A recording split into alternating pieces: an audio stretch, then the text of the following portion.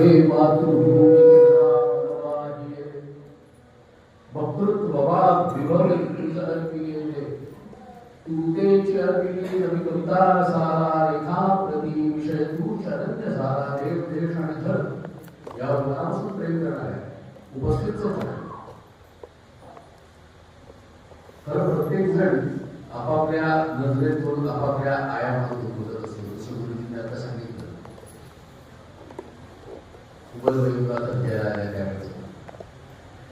त्या मालिकांमधल्या त्यामुळे त्यांना नाट्यपूर्ण बोलूया असं काहीतरी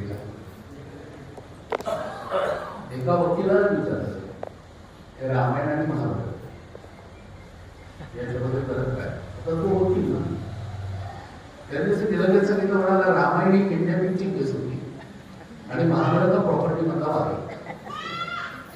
आपापल्या दृष्टी प्रत्येक जण आपापल्या आयामातून प्रत्येक गोष्टीकडे बघत आणि म्हणून ती नेमकी आपल्याला कळते की नाही याचाच विचार करायचा. बऱ्याच वेळेला काय होतं की मनुष्याला असं वाटतं की एखादी गोष्ट की आपल्याला माहिती नवीन काय किंवा हे काय वेगळं सांगणार आहे. जसं बघायला गेलं तर आज जसपोर या विषय ठेवलाय पण त्यांना माहिती नाही काय विषय तर त्यांना माहिती आमचे विवेकानंद आले बालचौथे यांना हे विषय माहिती नाही का त्यांना नवीन येत त्यांनी माहिती तरी प्रत्येकाचा आयाम समजून घेण्याकरता आपण जसं प्रयत्न करतो. मला असं वाटतं की याच्यावरती जग चालत नसतं, याच्यावरती ज्यांचा ठाम विश्वास ते वेगवेगळी मतं समजून घेण्याचा प्रयत्न करतात. पण ज्यांना केवळ मला असं वाटतं की याच्यावरच विश्वास त्याला हे सुद्धा कळतं की माझ्या वाटण्यावरती ज्यांना काही चाललेलं नसतं साधं झाडाचं पान सुद्धा हलत नाही माझ्या वाटण्यात. उद्या जर एखादी मिरची मी हातात घेतली आणि मी म्हटलं की मला असं वाटतं की आजपासून मी हिला गुलाबजाम म्हणावं असं म्हणून जर त्यांनी तोंडात घातलं तर त्याला वाटतं म्हणून ती गोड लागणार आहे. ती तिचा धर्म सोडणार नाही. मग बघा तू जरा हा विचार कर की नेमकं काय आहे. मला असं वाटतं की नाही याच्यावरती किती जणांनी काय काय केलंय काय काय संशोधन केलंय. जगामध्ये आज जेवढी संशोधन चालतात त्या संशोधनाच्या मध्ये मला माझ्याकडचं काय सापडतं एक उदाहरण देतो. कारण आता अर्थशास्त्रात नोबेल पारितोषिक त्या संशोधनावर मिळालं गेलं म्हणून सांगितलं की जोसेफ शुम्पीटर नावाच्या एका पाश्चात्य संशोधकांनी विद्वानांनी डिस्ट्रक्टिव्ह कन्स्ट्रक्शन ही एक संकल्पना मांडली. डिस्ट्रक्टिव्ह कन्स्ट्रक्शन विनाशातून उत्पत्ती ही 1942 साली त्यांनी त्यांच्या पुस्तकामध्ये मांडलेली संकल्पना. या संकल्पनेवरती आधारित संशोधनाला 2025 मध्ये नोबेल दिलं जातं आणि आम्ही लगेच काळ्या फिरणार वा काय छान ग्रेट आहे म्हणून म्हणणार आणि पाश्चात्य लोकच कशासारखा अभ्यास करू शकतात असं आम्ही म्हणणार. कारण विनाशातून नवीनाची उत्पत्ती व्हायची असेल तर आधीच जे जुनं असतं त्याचा विनाश व्हावा लागतो. म्हणजे जसं ईमेल आल्यापासून पत्र बंद झाले की नाही, व्हॉट्सअप आल्यापासून पत्र पाठवणं वगैरे हा भाग उरला का? हा उरलाच नाही. म्हणजे त्याचा एका परीने विनाश झालेला आहे. वेगवेगळ्या गोष्टी जर असं आपण बघत गेलो मोबाईल आल्यानंतर फोन उरले का? उरले नाही. नवीन गोष्टी जसजशा येतात तस तसा जुन्याचा विनाश होत जातो. आता गमत विषय की हे कन्स्ट्रक्टिव्ह डिस्ट्रक्शन जे असतं हे आपल्याकडे नाही. आम्ही कुठे अभ्यास केला, आम्ही कुठे पाहिलं, आम्ही त्या नजरेने त्याच्याकडे बघून तेव्हा आम्हाला कळेल. यांनी तर सांगितलेली मूलभूत कल्पना केवळ मानवी आयुष्याबद्दलची आहे. आमच्याकडे पूर्ण विश्वाचा विचार करून मांडलेली कल्पना नाही. आम्ही त्याला सत्य म्हणतो. त्याला कारण आमच्याकडे स्थिती, उत्पत्ती आणि लय तीन देवतांच्याकडे सोडले ना. यातले जे केल्याशिवाय ते काय संहार करता म्हणजे काय? हा विनाश कसला आहे?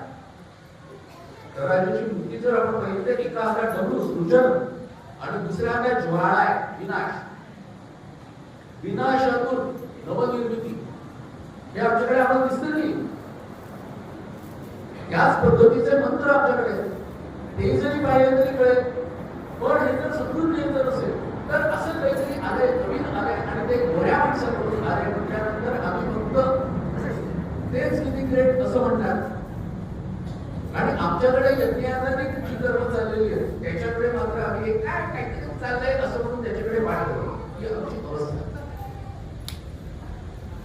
म्हणून काल आणि आज हे वेगळे नाही सांगते.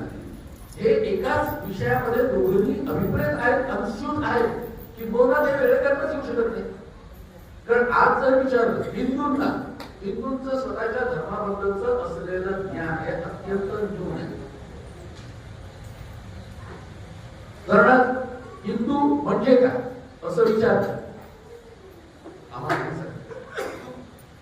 हिंदू धर्म म्हणजे काय? पहिल्यांदा तर सांगता यायला पाहिजे की बाबा रे हिंदू धर्म असं काही नसतं. धर्म हा धर्म असतो, धर्माला नाव नसतं.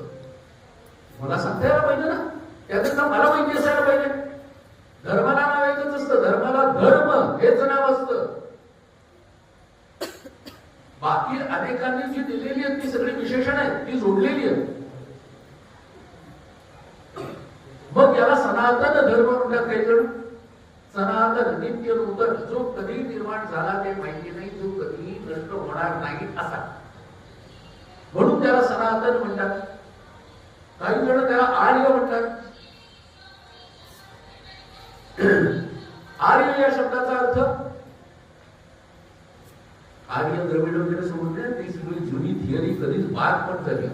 जगाच्या इतिहासात ती बाद होऊन 60-70 वर्ष होऊन गेली. आपल्याकडे मूर्खासाठी अजूनही ती काही ठिकाणी शिकवली जाते, ती गोष्ट वेगळी. आर्य या शब्दाचा अर्थ आहे सुसंस्कृत, म्हणजे सुसंस्कृतांचा असलेला धर्म म्हणून त्याला आर्य धर्म. वैदिक वेद हे ज्याचे मूळ आहे अशांचा धर्म म्हणून त्याला वैदिक धर्म असंही म्हणतात. आणि सगळ्यात शेवटी आलेलं नाव म्हणजे हिंदू.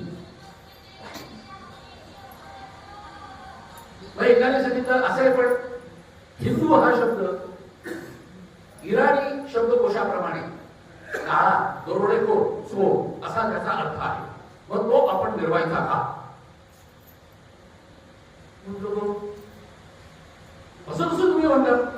त्यांच्या शब्दकोशाप्रमाणे ना आपल्या आहे ना, आपले शब्द आपण हिंदू म्हटल्यावर आपल्या डोळ्यासमोर कसं उभं राहतं? काळा, दरोडेखोर, चोर आपल्या डोळ्यासमोर उभं राहतं नाही उभं राहत. पण त्यांच्या शब्दकोशात काय सांगितलं याच्याशी मला काय देणं? मला माझ्या शब्द आता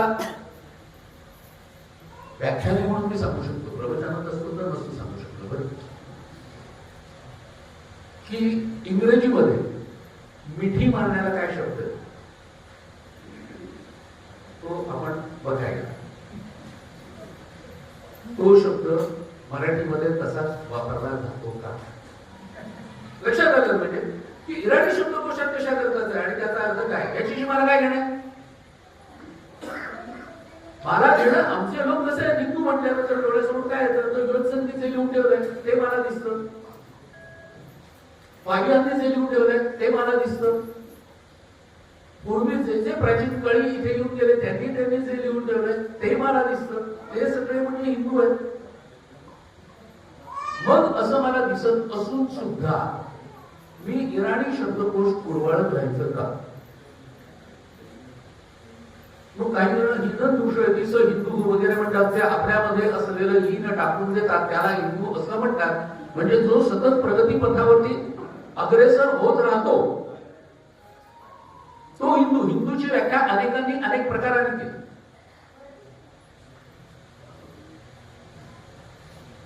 गुरुजींनी प्रार्थना केली त्याच्यामध्ये पण फार सुंदर ते सगळं केलं की हिंदू कसा असावा.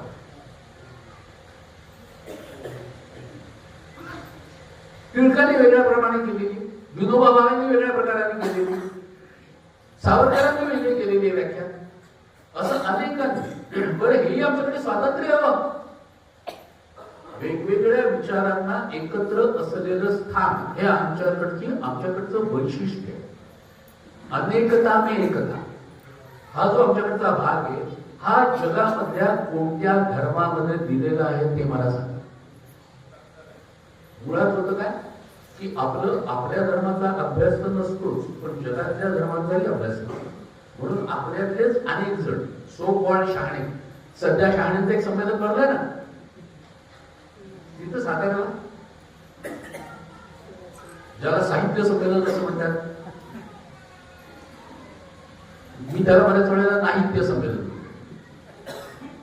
साहित्य म्हणजे ज्याच्यातून समाजाचं हित होईल असं काहीतरी असणं ना. याच्यामुळे समाजाचं तुमचं हित होत असतं की सातत्याने धर्माच्या बद्दल किंवा आमच्या श्रद्धास्थानांच्या बद्दल विपरीत मतं मांडणाऱ्यांनाच तिथे मंचावरती स्थान दिलं जातं. याच्यातून समाजाचं नुकसान होतं. पण अशा प्रकारचं होत राहते, हे आम्ही बघतोय.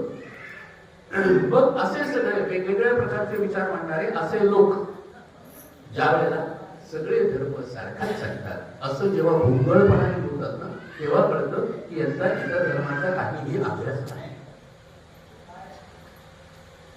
कारण केवळ आणि केवळ चांगलं सांगणारा पृथ्वी तलावरती एकमेव धर्म आहे, तो म्हणजे हिंदू धर्म. कारण सर्वांच्या कल्याणाची इच्छा करते. सर्वे सर्वे संतु, सगळ्यांचं कल्याण. तो माझा आहे की मोठा आहे माहिती नाही, तो माझ्या धर्माचा आहे की नाही माहिती नाही, पण असा असला तरी सुद्धा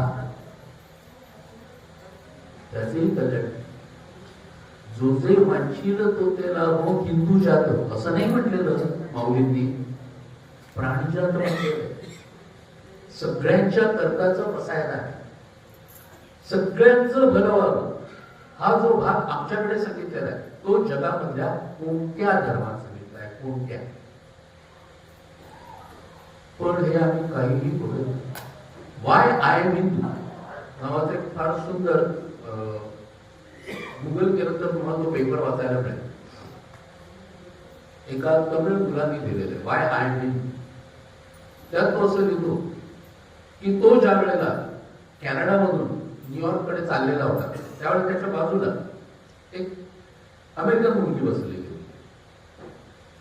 यांनी याच्या बॅगेमधून गीता काढली आणि वाचायला सुरुवात केली. तिने तिच्या बॅगेतून बायबल काढली, ती वाचायला. मी खरं म्हणजे हे वाचताना इथेच थांबलो बरं का, कारण हिंदू असून याच्या बॅगेमध्ये चक्क गीता होती. आमच्याकडची मुलं वगैरे जातात अमेरिकेला किंवा विदेशात, तेव्हा आपण देतो का त्यांच्याकडे गीता गीता असं काहीतरी. त्याच्या मुलांना तर काही माहिती नसतं. गीता रहस्याची ज्या वेळेला शताब्दी होती त्यावेळेला लोकमान्यांवर आणि गीता रहस्यावरती मी काही ठिकाणी व्याख्यानं दिली. कॉलेजेसमध्ये मी ज्या वेळेला विचारायचो की गीता रहस्य किती जणांना काय, त्यावेळेला मला काही विद्यार्थ्यांनी उत्तर दिलेलं आहे की आम्ही रहस्य कथा वाचत नाही.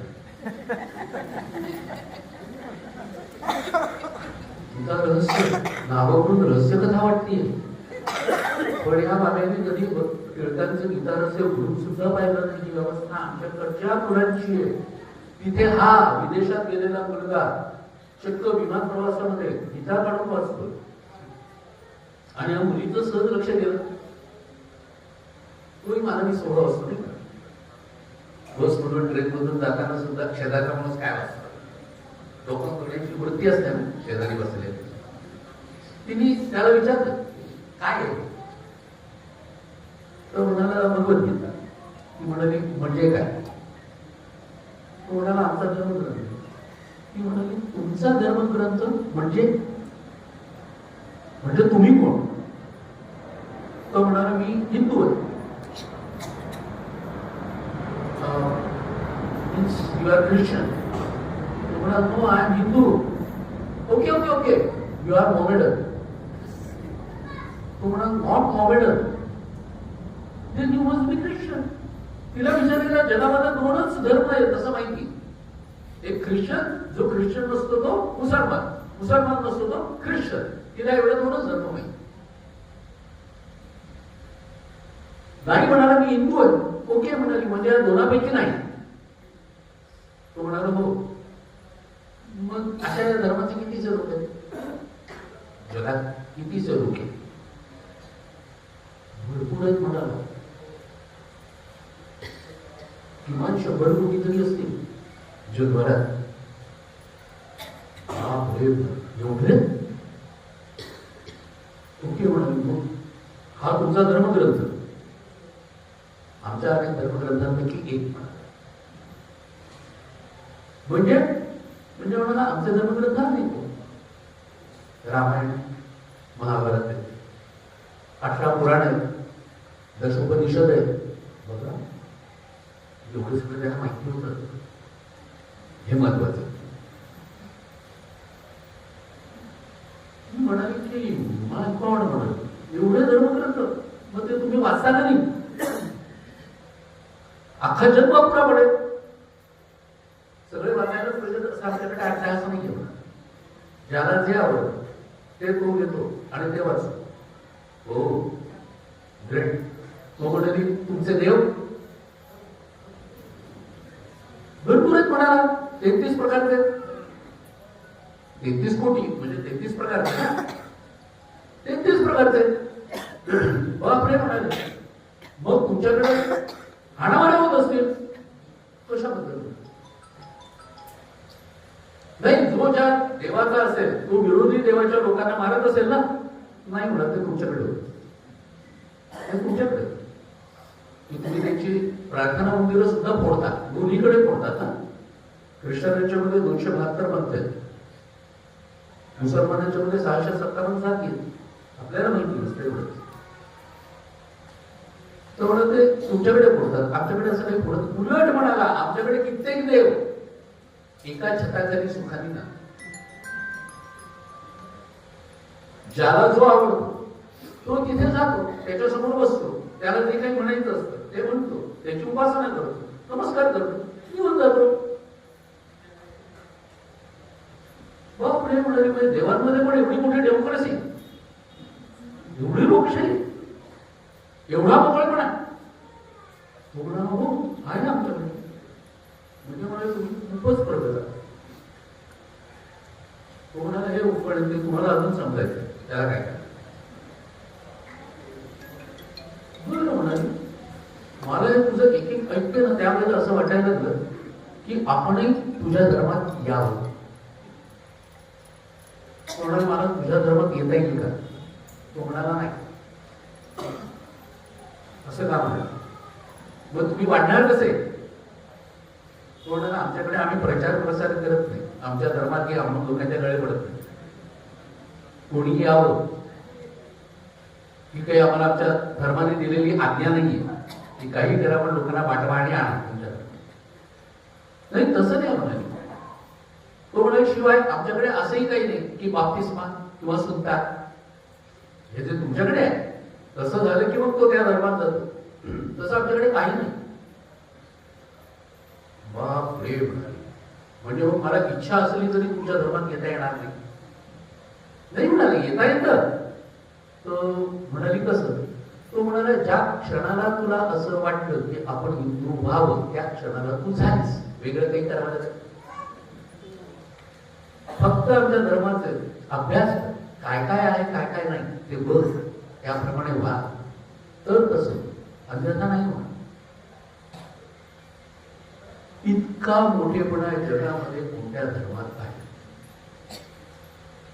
आज शास्त्रात चर्चा जेव्हा चालू होती त्यावेळेला त्याच्यात ब्रह्मस्पती, गणपती, गणेश वगैरे याच्यावर चर्चा झाली. गणपती नावातच कळतो आपल्याला, मग इंद्रावरती असू दे किंवा गणेशाला उद्देशून असू दे, कारण का गणांचा अधिपती जो प्रभू त्याला गणपती म्हणतात. आमच्याकडे आमची वर्णमाला आहे, ती वर्णमालाच गणेशाने निर्माण केली. अशी आमची पक्की समजूत आहे की आमची वर्णमाला ही गणेशाने निर्माण केली. अत्यंत शास्त्रशुद्ध, मराठीत ज्याला आपण सायंटिफिक म्हणतो पण असं बोललं कीच कळतं त्याला काय. ते अत्यंत शास्त्रशुद्ध वर्णमाला ही गणेशाने आम्हाला दिली आहे. आणि आज आम्ही प्रत्येक गोष्टीचं सायंटिफिकचा धोशा लावतो आणि बरोबर तीच वर्णमाला आम्ही सोडली आहे. आणि जी मोस्ट अनसायंटिफिक वर्णमाला ती पकडली गेली आणि आमच्या मुलांना तिचं शिक्षण देत होती. A to Z याच्यामध्ये असलेल्या 26 अक्षरांमध्ये काय साधर्म्य आहे. त्याच्यामध्ये स्वर सुद्धा मधून काढावे लागतात. A-E-I-O-U हे स्वर मधून काढावे लागतात. आमच्याकडे स्वरांचा वेगळा गट, आमच्याकडे व्यंजनांचा वेगळा गट. व्यंजनांच्या गटाचा गट अशा प्रकारचा बनवलाय की त्याची आद्याक्षर घेतली तरी घशातून काहीतरी बाहेर टाकतोय असं वाटतं. क च ट त प कंठ उच्चारापासून ते ओष्ठ्या उच्चारापर्यंत क च ट त प हे सरळ सरळ त्याचे असलेले गट आहेत. क ख ग ग म घशातून च छ ज ज य जिभेचा मागचा भाग टाळूच्या मागच्या भागाला लागतो. ट ठ ड ढ ण जिभेचा अग्र टाळूच्या मध्ये लागतो. त थ द ध न जिभेचा अग्र दाताच्या आतल्या बाजूला आपटतो. आणि प फ ब भ म ओठ फक्त एकमेकावर लागतात. मला असं गजनामध्ये अशी कोणती वर्णमाला आहे जे माझं आहे त्याच्याबद्दल मला अभिमानच राहिलेला नाही. याला काय आम्ही करणार. आणि मग या वर्णमालेमध्ये पण तुम्ही म्हणताय की गणपतीने निर्माण केली, पण मग याला पुरावा काय आहे. तर आमच्याकडे असं सांगून ठेवलेलं आहे की गणेशाने त्याच्यातच पुरावा देऊन ठेवला. कोणता तर अख्ख्या वर्णमालेमध्ये काना सुटे असलेले फक्त 3च अक्षर आहेत. ग न श ही 3च अक्षर असेल की ज्याचा काना वेगळा आहे. म्हणजे गणेशांनी स्वतःचं नाव ते त्याच्यामध्ये दिले हे आपल्याकडे सांगितलं. आता जर वर्णमाला ही अशा प्रकारची आमची सायंटिफिक आहे, त्या वर्णमालेमध्ये निर्माण केलेले आमचे जे काही म्हणजे वेद कोणी रचले म्हटलं, वेद रचले नाहीये, वेद दिसले. मंत्र द्रष्टे द्रष्टा का म्हणतात त्या ऋषींना, ज्यांना वेद दिसले आणि तुमच्या आमच्याकरता ज्यांनी लिहून ठेवले ते ग्रथित करून ठेवले. आज लक्षावधी वर्षापूर्वीचं हे वाङ्मय केवळ मौखिक परंपरेत लक्षावधी वर्षांपूर्वीचं लक्षात घ्या. पाश्चात्यांनी हजारो वर्ष वगैरे केलं. 4000 वर्षापूर्वीच वेद निर्माण झाले. आता तर रामायणाचा काळ तर निलेशोक 10,000 वर्षापूर्वीचा सांगा झाली का पंचायत. वेद त्याच्यापेक्षा प्राचीन म्हटल्यानंतर तितका आणखी मागे जायला पाहिजे. बरं आमचं सूर्य सिद्धांत पंचांग मी बघायला गेलो तर पंचांगाप्रमाणे जर बघायला गेलो तर रामायणाचा काळ हा 17.5 लाख वर्षांपूर्वीचा दिसतो. म्हणजे लक्षावधी वर्षांचं बरोबर आहे. लक्षावधी वर्षांपूर्वीचे वेद मौखिक परंपरेने तसेच पिढ्या दर पिढ्या एका पिढीकडून दुसऱ्या पिढीकडे जाता जाता जसेच्या तसे जात राहिले स्वरांसहित. हे जगाचं केवढं मोठं आश्चर्य आहे. मला आठवतंय आम्ही शाखेमध्ये असताना एक खेळ खेळायचो. मंडलाकार बसायचो, काय 10-15 जण असतील ते, आणि एकाने एक गोष्ट ही एकाच्या कानात सांगायची, बाजूला बसले त्यांनी ती गोष्ट त्याच्या पलीकडे सांगायची, त्यांनी तीच गोष्ट त्याच्या पलीकडच्या कानात. असं करता करता सगळ्यात शेवटी जो असायचा त्याला सांगायचं तू आता मोठ्याने सांग. ही गोष्ट बघित झालेली असायची. 15 जणांत गोष्ट बघित झालेली असायची. तिथे लक्षावधी वर्ष बरं संपूर्ण भारतवर्षात कुठेही कानामात्रेचा फरक न होता सगळीकडचे उच्चार सारखे असतात. हे कसं होतं. जर 10 कोसावर भाषा बदलते बघतो आपण ना, सगळीकडे भाषा बदलत असते. आज आम्ही खानदेशातून इकडे मुंबईकडून येताना खानदेशातली भाषा ही वेगळ्या प्रकारची, मराठवाडी बोली वेगळी, वराडी बोली वेगळी, आमच्याकडे कोकणामधली बोली ही वेगळ्या प्रकारची. त्या लोकांचे हेल पण बोलतानाचे वेगळे येतात, सगळ्यांचे हेल वेगळे येतात. पण त्यातले जे वैदिक आहेत ते वेद भरायला बसले की हे येतात का? ते स्वर एकसारखे कसे येतात? काश्मीर पासून कन्याकुमारी पर्यंत सर्वत्र हे सगळं एकाच प्रकाराने येतं. हे जगामध्ये कुठे दिसतं का?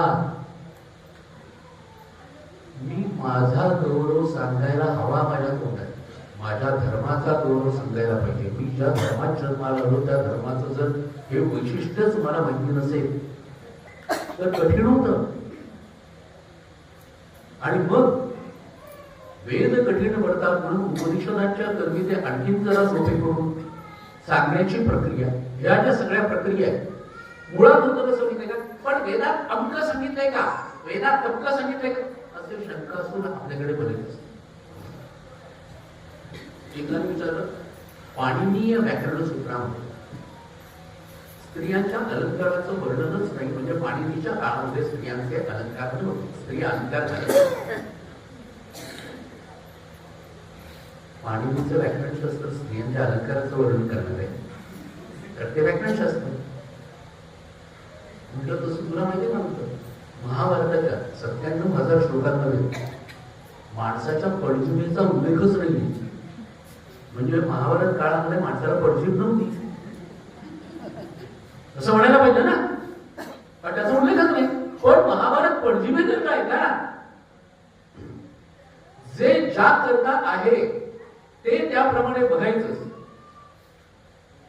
अमुक एखादा उल्लेख नाहीये तर मला ठणकावून सांगता यायला पाहिजे की हा नसणारच, कारण ते त्याकरता नाहीये. त्यात जे सांगायचंय ते सांगितलेलं आहे की नाही ते बघणं, काय सांगितलंय ते बघणं, काय नाही सांगितलं. जसं आमचे आप्पा सांगायचे की एखादा साहित्यिक जेव्हा म्हणतो की असा समोर शेतामध्ये काम करणारा शेतकरी जसा मला डोळ्यांनी दिसतो तसा देव ज्या वेळेला मला दिसेल त्याच वेळेला मी देवावर विश्वास नको ठेवू, नको ठेवू, त्याचं काही बिघडणार नाही. तो सांगायला आले का बाबा माझ्यावर विश्वास ठेवून? आस्तिक आणि नास्तिकांची गंमत ही आपल्याकडे की आपल्याकडे नास्तिक सातत्याने उच्च नावाने ओरडून आस्तिकांना सांगत असतात की देव कसा नाहीये. आस्तिक कधी सांगतात तो नास्तिकांना सांगायला की बाबा रे देव आहे ना, तू मान्य कर बरं का. नाही म्हणजे आम्ही सांगतोय तू मान्य कर, कधी नाही सांगायचं. पण नास्तिक मात्र तुमच्या श्रद्धा बोलण्याकरता किंबहुना तुमचा बुद्धिभेद करण्याकरता म्हणून आलेले असतात. बुद्धिभेद करायचाच असेल तर त्यांच्यापेक्षा जास्त चांगला आम्ही सुद्धा करू शकतो, आम्ही सुद्धा करू शकतो. एक उदाहरण सांगतो म्हणजे आपल्या लक्षात. कारण एकदा एका कॉलेजमध्ये बोलताना मी बोलतो की पृथ्वी गोल आहे ना, आहे ना, तर पृथ्वी गोल आहे. तुम्ही पाहिजे, मी पण नाही पाहिजे, पण आम्ही विश्वास ठेवतो ना पृथ्वी गोल आहे म्हणून. काय ठेवतो? कारण शास्त्रज्ञांनी ते सिद्ध केलं पृथ्वी गोल आहे. दैनंदिन जीवनामध्ये मी ज्या वेळेला एखादं साधं घर बांधायला गेलो किंवा आता तुम्ही पायाभरणी करणार आहात त्यावेळेला तुम्ही ती जमीन वक्राकार आहे असं गृहीत धरून उधळ मारणार आहात का सपाट आहे असं गृहीत उधळ मारणार आहात? वक्राचा गोलाचा नियम काय की गोलाचा पृष्ठभाग हा कुठच्याही प्रकाराने जरी तुम्ही पाहिला तरी तो वक्रच असायला पाहिजे, बरोबर आहे ना.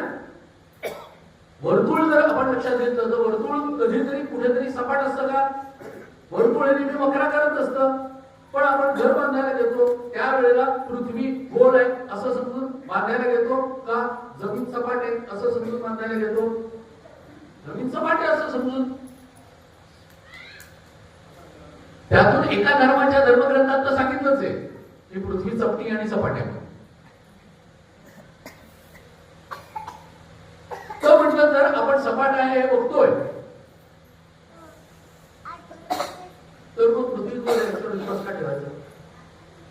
पृथ्वी गोल आहे कधीतरी त्यांनी लावलेला शोध आहे. आपल्याला डोळ्यांनी काय दिसत? आपल्याला जर दिसतं की ती सपाट तर मग त्यांच्या सांगण्यावर आपण विश्वास का ठेवायचा? समोर ऐकणारे बंधारे हो.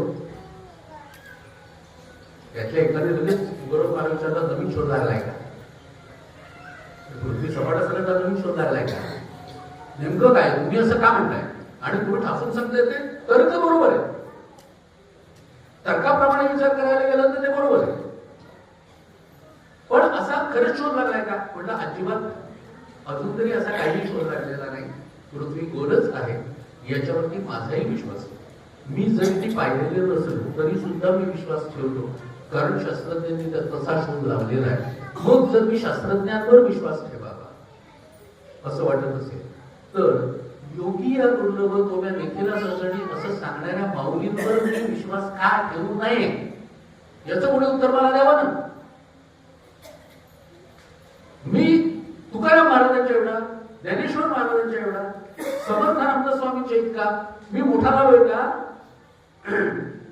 ज्या संतांनी देवाला प्रत्यक्ष पाहिलंय त्याचं वर्णन तुमच्या आमच्याकरता म्हणून त्यांनी करून ठेवलेलं आहे, त्यांना मात्र मी कमी लेखायचं, आणि ज्याचं प्रत्यक्ष दर्शनही मला होत नाही त्याकरता मात्र शास्त्रज्ञांनी सांगितलंय म्हणून मी खरं मानायचं, हा तुझ्यावर का?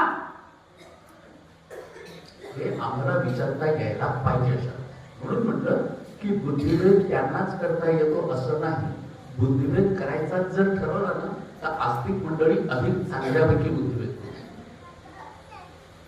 कारण किमान तर्क हा एक प्रकार आमच्याकडे शास्त्रांमध्ये सांगितलेला आहे, आणि तर्काचा जर व्यवस्थित अभ्यास केला तर तर्क कसे बनवायचे असतात, कसे मांडायचे असतात, आणि लोकांना गरज लागली तरच गोंधळात कसं टाकायचं हे आस्तिक जास्त चांगल्या पद्धतीने करू शकतात, करत नाही कारण त्यांचं चांगलं वाटतं. ते आपल्या मर्यादा पाळतात, पण मर्यादा पाळणं हे जर त्यांनी सोडून दिलं तर भल्या भल्या नास्तिकांना आम्ही कठीण करू शकतो एवढं मात्र नक्की. पण हे भाग आम्ही लक्षात घेऊ, आणि मग मगाशी मी जसं म्हटलं मोस्ट सायंटिफिक हे सगळं म्हणता आम्ही किती अनसायंटिफिक गोष्टींच्या मागे लागलो. त्याचं उत्तम उदाहरण म्हणजे कॅलेंडर बदललं ना, परवा बदललं, आणि आमच्याकडे तर सकाळी सकाळी पाऊस पडला. म्हणजे मला असं झालं की मी डिसेंबरच्या रात्री झोपलो आणि जूनच्या सकाळी उठलो असं वाटायला लागलं, इतका पाऊस पडत होता सकाळी सकाळी. म्हटलं बदले 6 महिने काय गायब झाले का काय, म्हटलं झालं काय. कॅलेंडर तुम्हाला काय सांगतो, डे अँड डेट, दिवस आणि वार या दोनाशिवाय कॅलेंडर काय सांगतो. मग मायक्रो अँड मॅक्रो स्टडी हा आमच्याकडे इकॉनॉमिक्स मधला सुद्धा एक भाग आहे. मायक्रो अँड मॅक्रो स्टडी, सूक्ष्म अभ्यास. हा सूक्ष्म अभ्यास आमच्याकडे केलेला आहे, ज्याला पंचांग असं म्हणतात. दिवसाचा 5 अंगांनी केलेला विचार, तिथी वार करण दिन वगैरे सगळे जे त्याच्यामध्ये आहे त्याला म्हणतात पंचांग. मग मायक्रो अँड मॅक्रो स्टडी नाही दिवसाचा, तो आम्ही वापरतो का? पंचांग आपल्याला बघता सुद्धा येत नाही. शिकलेले लोक सांगतात पंचांग बघता सुद्धा येत नाही. सायन्स बोलायचं, सायंटिफिक बोलायचं, आणि मोस्ट सायंटिफिक असलेलं पंचांग मात्र आम्ही हातात सुद्धा घ्यायचं नाही.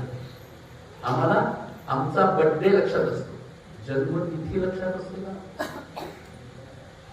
तिथे असेल ना, कारण मराठवाड्यामध्ये अजून तरी किमान आई बाबाही मुलांना सांगतात तिथी काय, आणि अजूनही ते तिथीनुसार केला जातो, तारखेनुसार केला, म्हणजे 2 वेळा केला आजच्या. पण आमच्याकडे मुंबई पुण्याकडे काय शक्य असं नाही आम्हाला तिथी माहिती असतो, आणि तिथी माहिती नसली तो काय सोडतो, त्याची पाळी सोडून जे आहे ना, हे आम्ही हळूहळू आमचं सगळं कसं सोडत चाललोय, आणि त्याच्याबद्दल काहीही वाटत नाही. मग काही वेळेला असं वाटायला लागतं की आम्ही हिंदू नावाची ख्रिस्ती प्रजा निर्माण करतोय का. कारण आजकाल कित्येक हॉस्पिटल्स मध्ये इथे आलं गेलं ते मला माहिती नाही, पण आमच्याकडे कित्येक हॉस्पिटल्स मध्ये ज्या वेळेला बाई बाळंतपणा करता ऍडमिट होते त्यावेळेला मुलाचं किंवा मुलीचं नाव हे आधीच रजिस्टर करावं लागतं. अमेरिकन सिस्टम आधीच रजिस्टर करणं. आपल्याकडे आधीच केलं जातं. आपल्याकडे 12व्या दिवशी, म्हणून त्याला बारसं म्हणतात. 12व्या दिवशी करायचं असतं. का? त्याच्यामध्ये कारण आहे की तो जीव एका ठराविक टेम्परेचर मध्ये असतो. त्यातून तो ज्या वेळेला बाहेर येतो त्यावेळेला पुढचे 11 दिवस बाहेर असलेल्या टेम्परेचरशी त्याला त्याचं शरीर हे व्यवस्थितपणे ऍडजस्ट करता यायला लागतं. आणि तसं झालं म्हणून 11 दिवस तो अनामिक असतो आणि 12व्या दिवशी तो नामांकित करायचा असतो. म्हणून 12व्या दिवशी नामकरण करायचं. आता आम्हाला 12व्या दिवशी वेळच नसतो. नोकरी नोकरी करणार, मग आम्हाला वेळ मिळतो फक्त रविवारी वगैरे. मग कधी महिन्यानी, कधी 2 महिन्यांनी, कधी 3 महिन्यांनी सुद्धा नावं ठेवली जातात म्हणजे नामकरण. ती नावं ठेवणं वेगळं, तेव्हा नामकरण केलं जातं. म्हणजे परत याच्या मागे काय सांगितलेलं आहे, आमच्याकडे या प्रत्येक गोष्टीच्या मागे काही ना काहीतरी कारण. ही करणं त्यातल्या तज्ञ माणसाकडून, अभ्यासकाकडून जर समजून घेतली तर आपल्याला कळतील की. नाहीतर जुन्यांना काय, त्यांना काही काम नव्हतं म्हणून ते तसं करायचे. आम्ही मात्र फारच कामात म्हणून आम्हाला वेळ मिळत नाही, असं काही असतं का? या गोष्टी बघितल्या जातात. प्राचीन काळापासून आमच्याकडे 14 विद्या किंवा 64 कला यांची नावं आली कशी? या सगळ्याचा काही अभ्यास असल्याशिवाय आली का? हा विचार आम्ही करायला पाहिजे. आम्ही फक्त गणपती म्हणजे अशा प्रकाराने 14 विद्या आणि 64 कलांचा अधिपती असं सहज म्हणतो. पण त्या कोणत्या असं विचारलं तर नसतो माहिती. आणि त्या कला किती प्रकारच्या, याचा अर्थ हा एवढा अभ्यास आमच्याकडे झाला आहे. पण आमच्याकडे कसलाच अभ्यास झालेला नाही. कारण आजही कित्येक देशांमध्ये आमच्या देशाबद्दल हेच सांगितलं जाते की साल, गारुडी आणि मदारी यांचा हा देश आहे. कारण इतकं व्यवस्थितपणे नॅरेटिव्ह सेट केलं गेलेलं आहे आणि आम्हाला आमच्या देशामध्ये वेगळं नॅरेटिव्ह सेट केलं गेलं. आम्ही जवळपास 800 वर्ष मुस्लिम आमदानीच्या अंमलाखाली होतो. 200 वर्ष इंग्रजांच्या म्हणजे ख्रिस्ती आमदानीच्या अंमलाखाली होतो. म्हणजे 1000 वर्ष आम्ही विदेशी लोकांच्या अंमलाखाली होतो. तरी सुद्धा आमच्याकडचा खलनायक कोण? आमच्यातलीच एक विवक्षित जात आहे की नाही? आमच्यातलीच एक विवक्षित जात, ही खलनायक आमच्याकडे. मग आमच्यातले लोक त्यांना शिव्या देत राहणार. अरे जिथे राग यायला पाहिजे की ज्यांनी आमच्यावरती इतकी वर्ष राज्य केलं, बरं त्यातील मुसलमानी अंमलामध्ये मारली गेली ती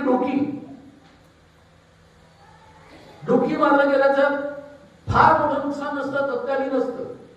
पण ख्रिस्ती आक्रमकांनी मारली ती आमची बुद्धी मारली.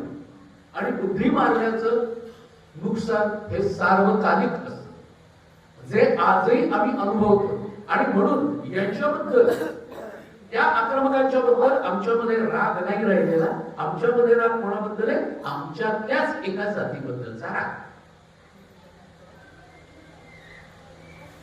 हे नॅरेटिव्ह कसं पसरवलं जातं? इतर देशांमध्ये सांगितलं जातं. बरं आमच्याकडे हे सांगितलं जातं की भारतात तर काही नव्हतंच. शिक्षण कोणी आणलं पहिल्यांदा? ब्रिटिशांनी आणलं. धर्मपालांचं एक पुस्तक आहे, वाचा. पुस्तकाचं नाव आहे ब्युटिफुल ट्री. मराठीमध्ये त्याचा अनुवाद आहे रमणीय वृक्ष. फार सुंदर पुस्तक. या रमणीय वृक्षामध्ये धर्मपालांनी ब्रिटिशांच्या कागदपत्रांमधून तक्तेच्या तक्ते दिले. त्याचं म्हणणं असं आहे की इथे गुरुकुलांची संख्या 7,28,000 इतकी होती भारतात. गुरुकुलांची संख्या भारतात त्या काळात जेवढी खेडी होती त्याच्यापेक्षा गुरुकुलांची संख्या जास्त होती. लक्षात घ्या. बरं हे धर्मपाल कोण? ही आपल्याला सांगतो हे गांधींचे पट्ट शिष्य. म्हणजे धर्मपालांनी हे ब्युटिफुल ट्रीचं नाव घेतलं ना, ते गांधींच्या गोलमेज परिषदेमध्ये केलेल्या भाषणातून घेतलेलं आहे. इतके ते गांधींचे शिष्य. की गांधी त्यावेळेला बोलताना बोलले होते की our culture is like a beautiful tree. ते ब्युटिफुल ट्री त्यांनी घेतलंय ना स्वतःच्या ग्रंथाला. म्हणजे पक्के गांधीयन, म्हणजे कोणी हिंदुत्ववादी नाही. ते आतापर्यंत जिवंत होते. गांधी आश्रमातच राहत होते. आता 18 वर्षापूर्वी धर्मपाल गेले. म्हणून धर्मपालांचे ते 10 ग्रंथ आहेत एकूण. त्याचा आहे रमणीय वृक्ष. मी आपल्याला सांगतो एकूण 10 पुस्तक आहेत. ती 10ही अनुवादित आहेत मराठी. नागपूरच्या मनसट्ट शिक्षण संस्थेने काढलेली. जर वाचलं तर आपल्याला कळेल, अन्यथा खोट्या नॅरेटिव्हला आपण बळी पडत राहू. त्यांनी तक्त्याच्या तक्ते दिले की किती प्रकारचे विद्यार्थी कोणकोणत्या वर्णाचे विद्यार्थी शिक्षण घेत होते. त्या काळात जाती नव्हत्याच ना, वर्ण होते. कोणकोणत्या वर्णाचे विद्यार्थी शिक्षण घेत होते एकदा वाचा, म्हणजे आपल्याला कळेल की शिक्षणाची पद्धत कशी होती. व्यवसायाभिमुख शिक्षण हे त्यावेळेला होतं. आज आहे ना आपल्याकडे काहीतरी नवीन आणल्यासारखं व्यवसायाभिमुख शिक्षण हे दिलं जावं. प्राचीन काळापासून आपल्याकडे व्यवसायाभिमुख शिक्षण. फक्त आपल्याकडे पद्धत एकच होती की ज्याला जे हवं ते शिक्षण मिळत नव्हतं. आता मिळतं, पैसे असले की काय, पैसा असला की जे हवं ते शिक्षण मिळतं.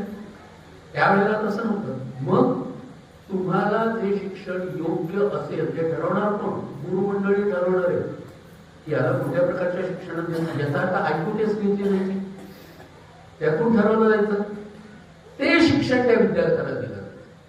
मला वाटतं म्हणून नाही, तुला काय वाटतं ते आम्ही ठरवू आणि त्या पद्धतीचं शिक्षण देऊ. ही गुरुकुल व्यवस्था होती.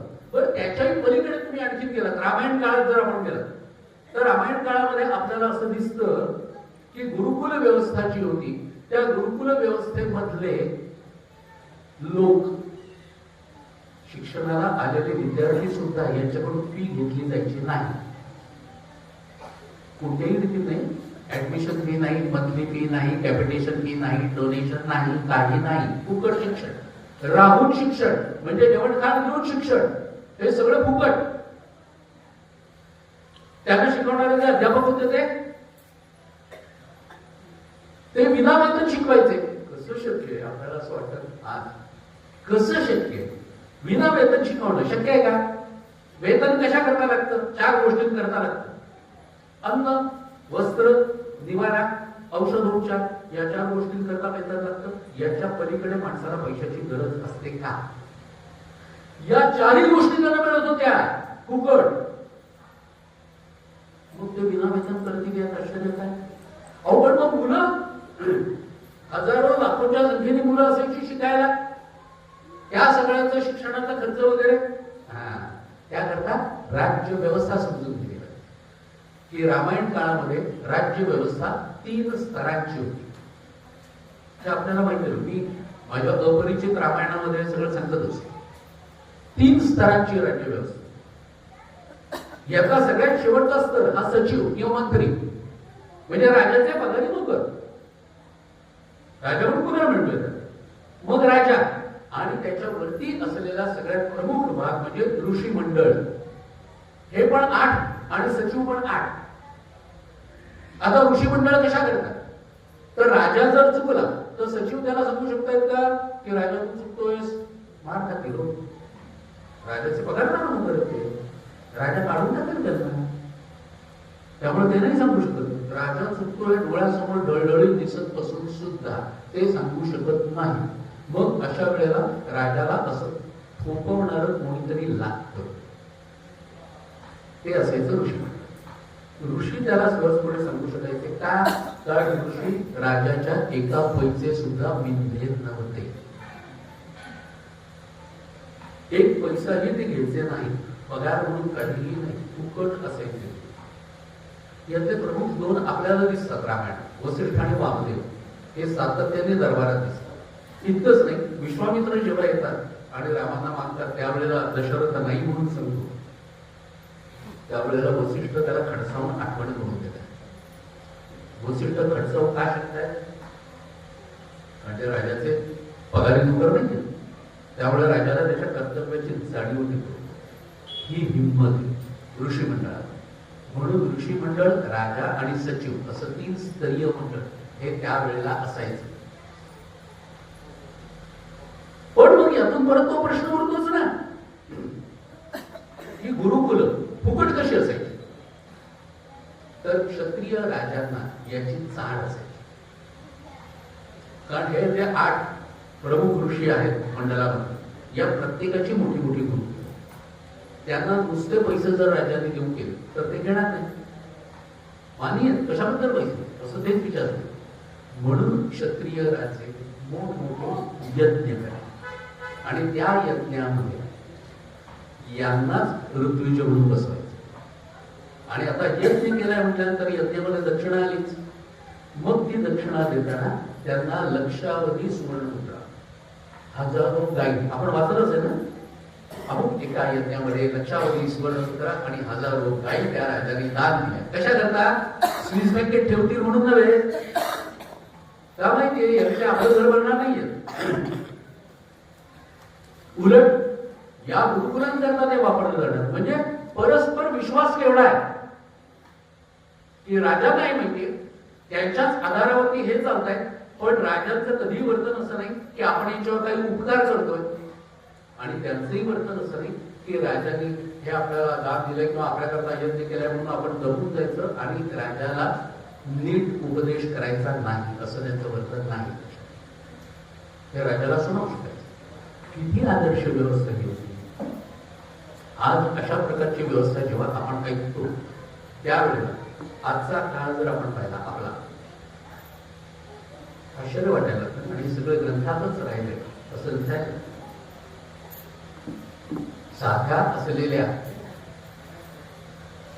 पालिकांच्या निवडणुकांमध्ये काय काय होतं ते बघतोय, रोज पेपरमध्ये वाचतो.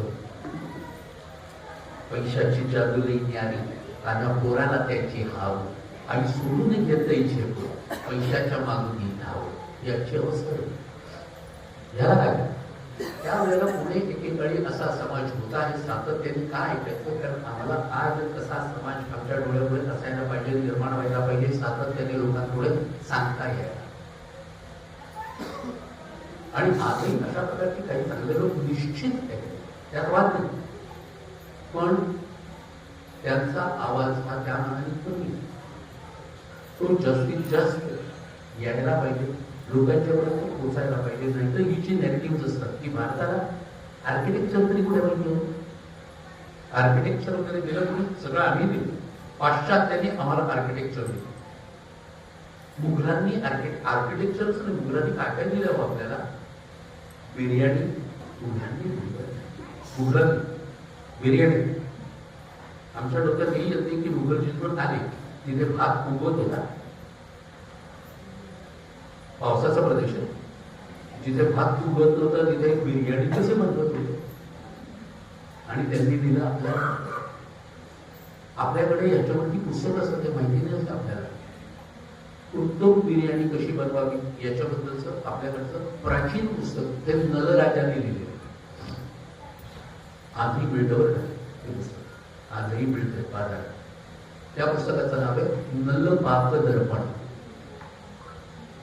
या नलपाक दर्पण मध्ये वेगवेगळ्या प्रकारचे सुवासिक तांदूळ घेऊन त्याच्या सुवासिक पद्धतीचे फुलं टाकून, फुलं हा केवढा ऍडव्हान्स प्रकारे आता कोणी वापरत नाही असं, फुलं टाकून, कारण त्या फुलांच्या वासाची जी बिर्याणी बनते तेव्हा तो पुलाव बनतो.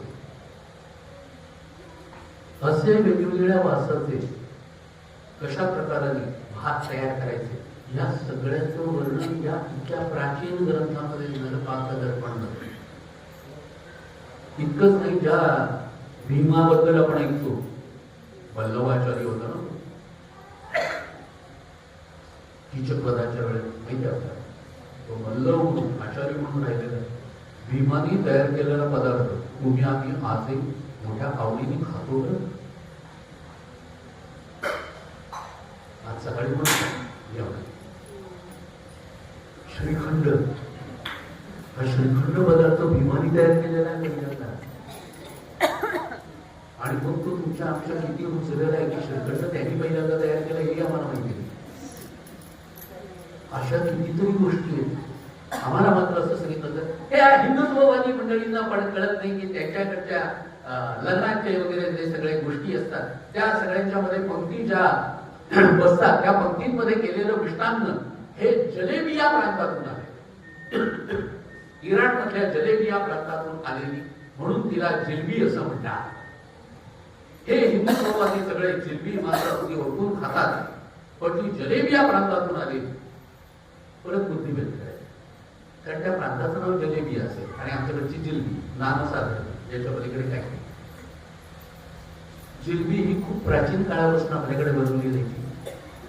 जिलबीला संस्कृत मधलं नाव आहे कुंडलिका. कुंडलिका कुंडली साप कसा कुंडली म्हणून बसतो ना तशा प्रकारची असते ना, म्हणून तिचं नाव कुंडलिका. कालांतराने जिलबी कसं झालं मला माहिती नाही, पण जिलबी आणि जलेबिया लावून टाकतात. जलेबिया प्रांताकडून आलेली म्हणून जिलबी. सगळं आमचं जे आमचं आहे ते आमचं आहे किमान मोठ्याने म्हणायला शिका. आम्ही तेही करत नाही. तसं आर्किटेक्चरच्या बद्दल विचार केला तर मग मला सांगा की आर्किटेक्चर बद्दल आपल्याकडे काहीच नसेल. भृगुसंहिता आहे आर्किटेक्चर वरचा सगळ्यात उत्तम ग्रंथ भृगुसंहिता, ज्याच्यामध्ये सूक्ष्मातलं सूक्ष्म माप अणु धूलिकण रथकण इथपासून माप वाढत जातं बरं का.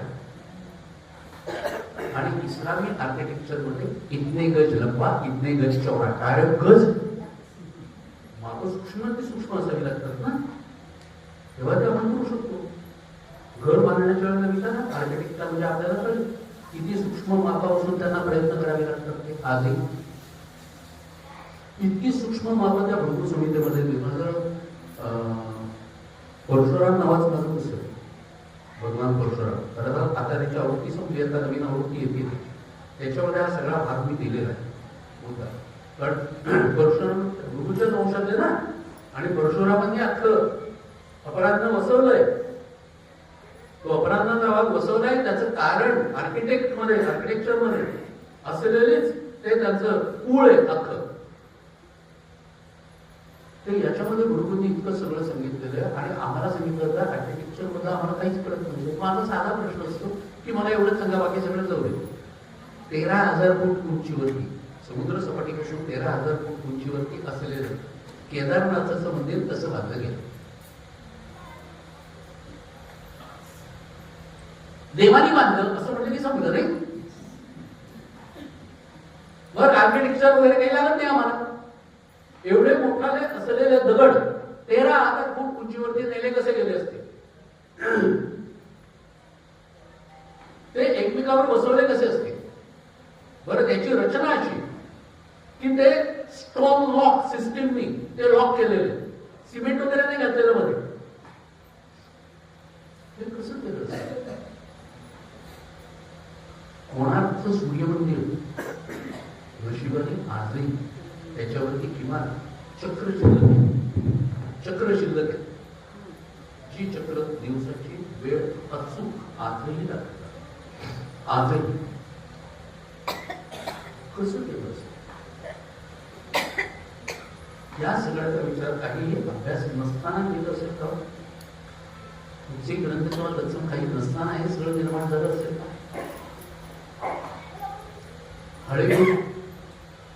हळेबीड मध्ये एका पाषाणात कोरलेली जी प्रतिमा देवीची, ती पाहिली तर एका पाषाणामध्ये कोरलेली प्रतिमा कशी कोरली असते. तिचे सूक्ष्माती सूक्ष्म भाग त्याच्यामध्ये दाखवले गेले, कसे दाखवले गेले असते विचार नाही. तिथेच असलेली प्रतिमा तर अशी की त्या प्रतिमेच्या उघड्या तोंडात दात ते तोंडावर त्याच्या आतमध्ये दगडी गोटी. तुम्ही जर बोट घातलं तर ती गोटी हलते, तोंडातल्या तोंडात फिरते. एका दगडात बनवलेलं आतली गोटी कोरली कशी असेल ती काय नंतर घातली नाही नक्की, कारण एका दगडात कोरलेलं. याचा अर्थ ते बनवता बनवता ती आतून कोरली आहे. आणि तो दगड तिथे असा मुवमेंट करणार आहे. कसं काय? मंदिरांमध्ये आपल्याकडे काही मंदिरं अशी आहेत की ज्या मंदिरांमधला एखादा खांब हा धनगरी असतो, त्याचं खालून कापड आरपार जातं, आरपार कापड जातं. हा आर्किटेक्चरचा खूप चमत्कार आहे. का नाही आम्ही विचारू शकत हे सगळं? हे आपोआप होतं का? आसाममध्ये नदीच्या किनारी असलेला जंगलाचा एक भाग आहे जो पहाडांवरती वेगवेगळ्या देवदेवतांचे चेहरे कोरलेले पहाडावर. लोक असं सांगतात की भगवान महादेव जेव्हा आले होते त्यावेळेला त्यांच्याबरोबर इतर देवही आले होते आणि महादेवांना त्यांनी काहीतरी विचारल्याबरोबर महादेव गुप्त झाले, पण हे सगळे देव शिला रूप झाले म्हणून ते दिसतात. त्यांची कथा बाजूला ठेवली. पण कोणीतरी कोरलं असेल ना, छिन्नी आतोडी घेऊन काहीतरी काम केलं असेल ना. हे काम कसं केलं गेलं? कुठचंही ज्ञान नसताना, भारतीयांना ज्ञान नव्हतं. रामायणामध्ये, महाभारतापेक्षा रामायणाचा काळ आणखी मागचा आहे म्हणून मी तुला महाभारतात रामायणाचं उदाहरण. हे रामायण आणखी मागचं आहे महाभारतापेक्षा. रामायणामध्ये शरयू तीरावरी अयोध्या मनुनिर्मित नगरी. ही मनुनिर्मित नगरी कशी? तर ती 12 क्रॉस लांब, एवढीच रुंद, तिच्यामध्ये चौक कशा प्रकारचे, बाग बगीचे कशा प्रकारचे, आणि त्याचप्रमाणे तिच्यामधलं आर्किटेक्चर जे सांगितलेलं आहे की इमारती कशा प्रकारच्या आहेत. या सगळ्यात उंच कळस, उंच असलेली इमारत देवालय. बघा त्यावेळेचा नॉर्म्स कसे, त्याच्यापेक्षा कमी उंचीचं राजवाडा, त्याच्यापेक्षा कमी उंचीचं सेनापती, त्याच्यापेक्षा कमी उंचीचे इतर अमात्य, आणि त्याच्यापेक्षा कमी उंचीची इतर प्रजाजनांची घर. म्हणजे नुसती घरं पाहिल्याबरोबर कळावं की आपण आता अनुभवित असते किती उंच बिल्डिंग बांधतोय. कोणाला काही कळत नाही कोण कुठे राहत. माझ्याकडे स्थापत्यशास्त्र एवढं मोठं असून पण भारतामध्ये आजकाल ज्या इमारती बांधल्या जातात त्या इमारतींना नावं सुद्धा विदेशी दिली जातात. का हो? आपल्याकडची नावं कमी पडली, विदेशी नावं का दिली जातात? French style Windows, French style, थोड्या मोठ्या विंडोज असल्या, खिडक्या असल्या की त्याला म्हणायचं फ्रेंच स्टाईल. इंडियन स्टाईल काही नाहीच आहे का? सगळं फ्रेंच स्टाईल. किंवा थाई स्टाईलनी घर बांधून मिळतील आमच्याकडे. मुंबईमध्ये थाई स्टाईल. थायलंड माझ्या देशापेक्षा केवढा चिल्लर देश आहे, त्या थायलंडच्या नावाने तुम्ही जाहिरात करताय भारतात थाई स्टाईल घर. मग इंडियन स्टाईल घर बांधून मिळेल अशी जाहिरात कुठे करतो? कोणत्या देशात करतात? भारतातही आजकाल आम्हाला इंडियन स्टाईल नको असतात. का? कारण ते मोस्ट सायंटिफिक आहेत आणि आम्ही सायंटिफिक बोलतो वागत नाही. आम्ही घरं बांधताना इथे सुद्धा घर बांधतात ना, मुंबई स्टाईलच्या लाद्या की खाली गुळगुळी सुरू द्या. मग त्याकरता थंडी पडली की पाय स्लीपर घालून चालायचं. का? कारण त्या फार गाड आहे. अरे पण इथे पूर्वी कोणत्या लाद्या वापरल्या जायच्या त्या वापराव्यात ना. आमच्याकडे भाषा प्रत्येक प्रांतभार वेगळी, भूषा प्रत्येक प्रांतभार वेगळी, खानपानादी व्यवहार प्रत्येक प्रांतभार वेगळे, आणि त्याचप्रमाणे घरं बांधणी हे सुद्धा प्रत्येक प्रांतभार वेगळं आहे. का? कारण त्या त्या प्रांताच्या हवामानाशी अनुरूपत्व असावं अशा प्रकारचं बांधकाम हे आमचं वैशिष्ट्य आहे. हे वैशिष्ट्य आज आपण ठेवले नाही. कारण आम्हाला शहरांमध्ये खूप मोठ्या शहरांमध्ये जसं घर बांधलं जातं तसंच आमचं घर असावं असं वाटतं. पण आपण राहतो कुठे आणि त्या शहरातलं हवामान कुठचं आहे हे बघायला नाही बघितलं. आणि म्हणून मग खाणं जेव्हा बांधतं ना तेव्हा त्याचं कारण ते असतं. हे खाणं त्या त्या ठिकाणी जाऊन खावं. मला स्वतःला विशेष भात आवडत नाही, पण दक्षिणेकडे गेलो की मी फक्त भातच खातो. इतकं ते अन्न आहे तिथल्या हवामानाला मला तेच सूट होणार आहे, म्हणून दक्षिणेकडे गेल्यानंतर मी फक्त भातच खातो. हे जर केलं नाही तर आपण हवामानाला विपरीत असलेलं खाणं खाल्लं किंवा पोटाच्या तक्रारी करतो. अशा प्रत्येक तक्रारी सगळं जुनं आपण आपलं विसरत चाललोय किंवा टाकत चाललोय. त्यामुळे या सगळ्या होतात. किमान ते आम्ही आमच्या जवळ घेतलं आणि म्हणून योग आणि आयुर्वेद या दोनाकरता असं म्हटलं जातं की दोन्ही मानवी शरीराचे मॅन्युअल्स. योग आणि आयुर्वेद. आता योगाला तर आम्ही योगा करून टाकलोय, योगा अँड आयुर्वेदा. योग हा योग आहे, पण मग तो योग सुद्धा सकाळी सकाळी त्या ह्याच्या समोर बसायचं आणि ते बाबा येतात त्यांच्याप्रमाणे आसपूस करत बसायचं म्हणजे योग हा खूप प्राथमिक भाग आहे. योगामध्ये किती गोष्टी सांगितलेल्या आहेत, त्याच्यामध्ये काय पाळायचं काय पाळू नये हे सांगितलेलं आहे. बरं, त्यात जे सांगितलंय त्याच्यामध्ये ईश्वरी प्रणिधान हा एक भाग सांगितलाय. माझा भगवंतावरती पूर्ण विश्वास असायला हवा. हा योगाचं डूज अँड डोंट्स म्हणजे विधी निषेध आपण त्याला म्हणतो, हे जे सांगितलेले त्याच्यामध्ये.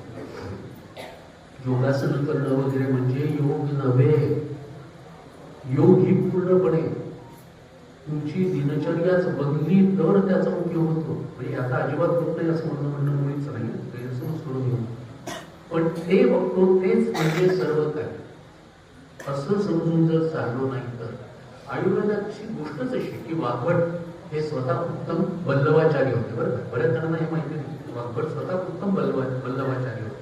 त्यामुळे वाघभटांना अन्नातून उत्तम आरोग्य हा भाग माहिती आणि म्हणून आयुर्वेदाची निर्मितीच तशा प्रकारे की अन्नातून उत्तम आरोग्य. आयुर्वेद दुखण्यावर उपचार करण्याचं शास्त्र नाही.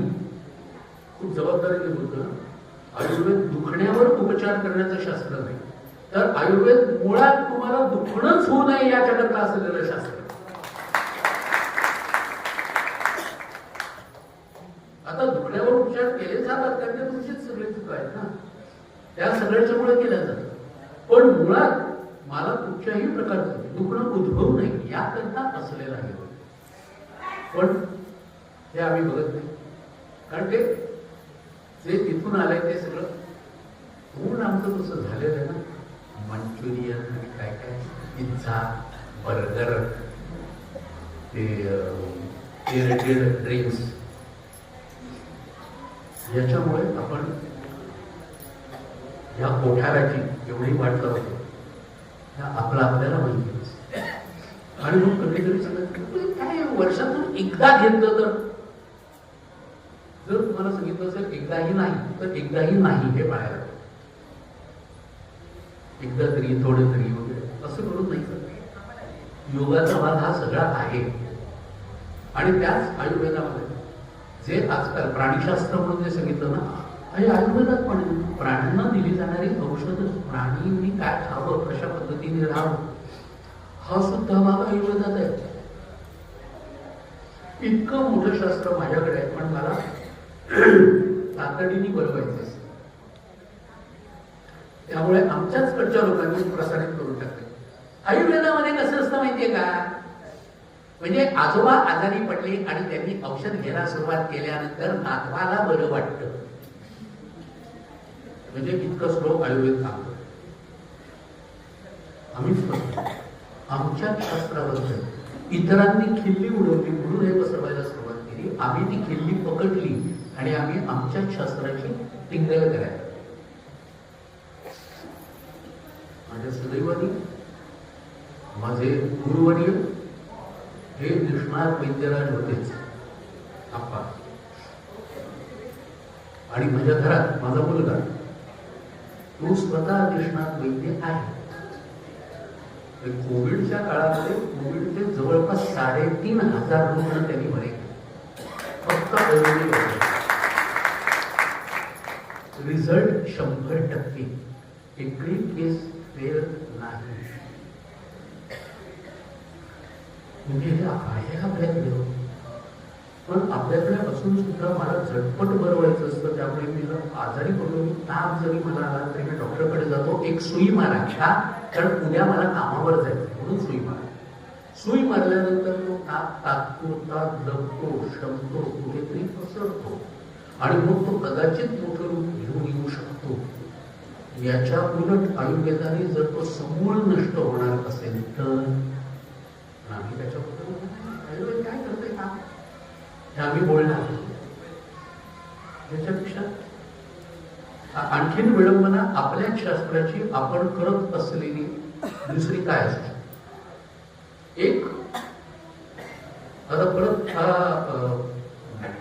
घरचंच उदाहरण सांगतोय म्हणून आत्मस्तुती होती, आत्मस्तुती नाही माझी नाही, मुलाबद्दल सांगतो. त्याच्याकडे केस आली होती, म्हणजे आयुर्वेद कसं काम करतं याच्याकरता सांगतोय बरं.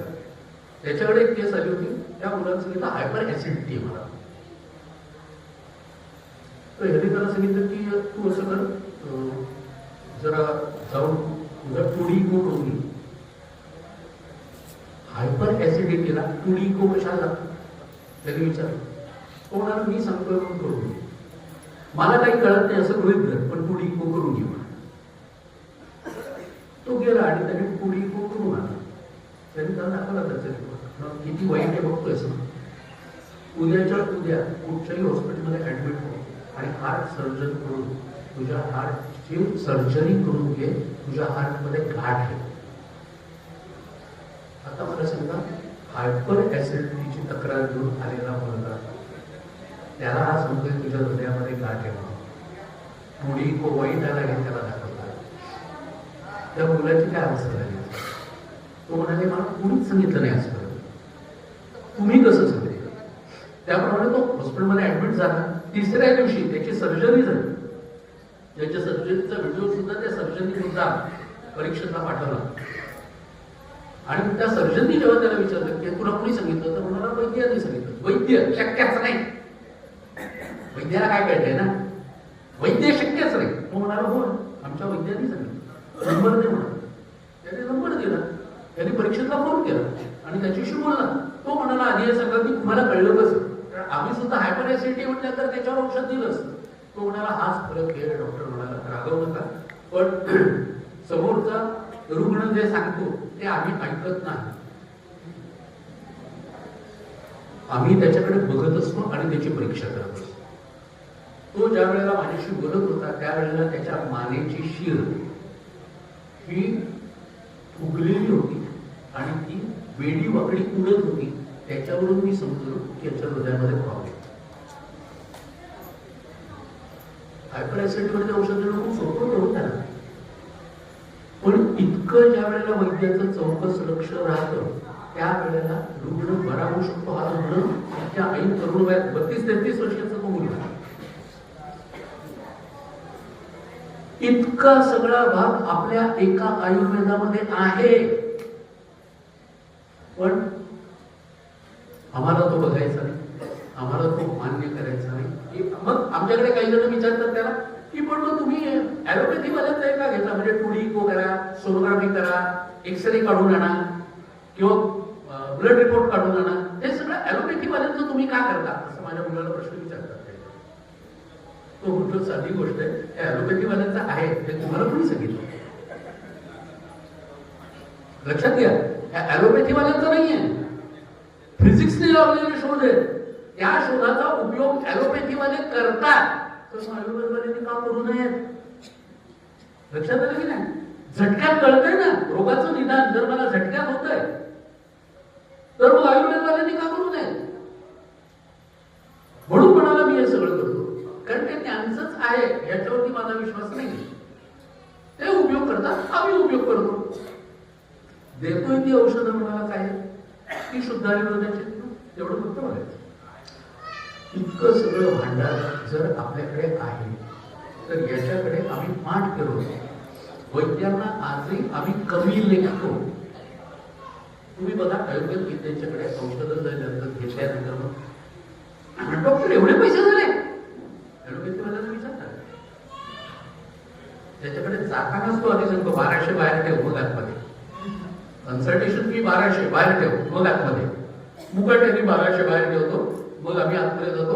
त्याच्या पुढे औषधांची जी काही असेल फी ती देतो ना मुकाट, तिथे नाही विचारत का, कारण वैद्य सॉफ्ट टार्गेट आहे. वैद्यांना विचारतात लोक हे औषध घेतल्यानंतर किती दिवसात बरं होत आहे. त्याबद्दल आमचे चिरंजीव पुरेसे फटकळ आहे. त्यामुळे तो सांगतो हा प्रश्न ॲलोपॅथीच्या डॉक्टरना विचारता का, हे औषध घेतल्यानंतर किती दिवसात बरं. तो सांगेल तू येऊ नको माझ्याकडे, चालेल.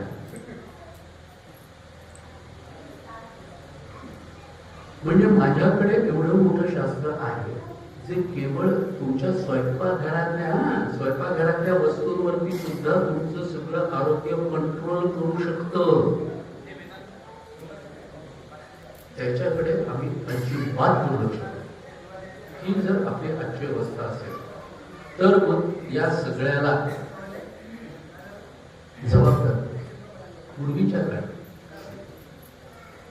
हिमालय, नैमिषारण्य वगैरे हे जे सगळे भाग आहेत, या भागामध्ये आमच्याकडचे ऋषी मुनी एकत्र व्हायचे, सायंटिस्ट होते. वेगवेगळे जे काही शोध वगैरे लागले ते मांडायचे. मोठ्या सभा भरायच्या, त्या सभांमध्ये त्याच्यावरती चर्चा. हा जो शास्त्रार्थाचा भाग आला तो अशातूनच आलेला, हा झिरपत आलेला आहे. त्याच्यावरती चर्चा व्हायची. ज्या ऋषींचा जो काही एखादा शोध असेल त्या शोधावर चर्चा व्हायच्या, त्याच्यावर प्रश्न विचारले जायचे, त्याला उत्तरं दिली होती. आणि मग वादे जे आहेत ते तत्वबोधा. म्हणजे काय वादे जे आहेत त्याचा फक्त वाद आम्ही होत चाललो. आमचं अवस्था अशी नसते. वादे जे आहेत म्हणजे वाद घाला. संस्कृतमध्ये वादे म्हणजे वाद घालणं नाही. संस्कृतमध्ये वादे जे आहेत ते तत्वबोधा, याचा अर्थ चर्चा करा. चर्चा करून एखाद्या गोष्टीचा बोध करून घ्या, तसा तत्वबोध करून घेण्यात.